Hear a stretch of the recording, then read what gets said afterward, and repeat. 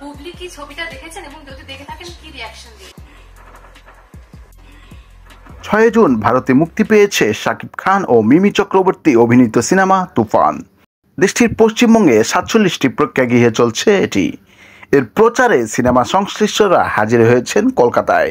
সন্ধ্যায় তার আগে কলকাতায় আয়োজন করা হয়েছে শাকিব মিমি রাফিদের নিয়ে সংবাদ সম্মেলন।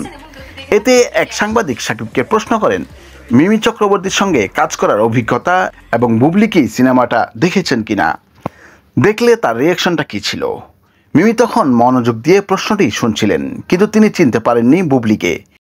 এরপর পাশে বসা রাফিকে ওপার বাংলার এই নায়িকা জিজ্ঞেস করেন বুবলিকে। মিমির এমন কথার পর বিষয়টি নিয়ে সামাজিক যোগাযোগ মাধ্যমে আলোচনা সমালোচনার ঝড় বইছে।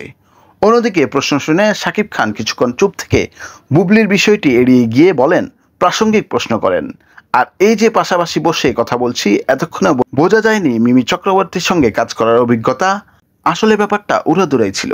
এদিকে সম্প্রতি চিত্রনায়িকা অপু বিশ্বাস শবনম বুবলির বাকযুদ্ধ নিয়ে নেট দুনিয়া চলছে ব্যাপক চর্চা।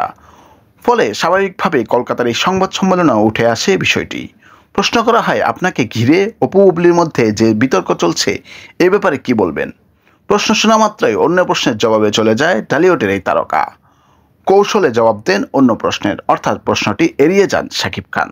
সংবাদ সম্মেলন শেষে কলকাতার সাউথ সিটি মলে তুফানের বিশেষ শো অনুষ্ঠিত হয়।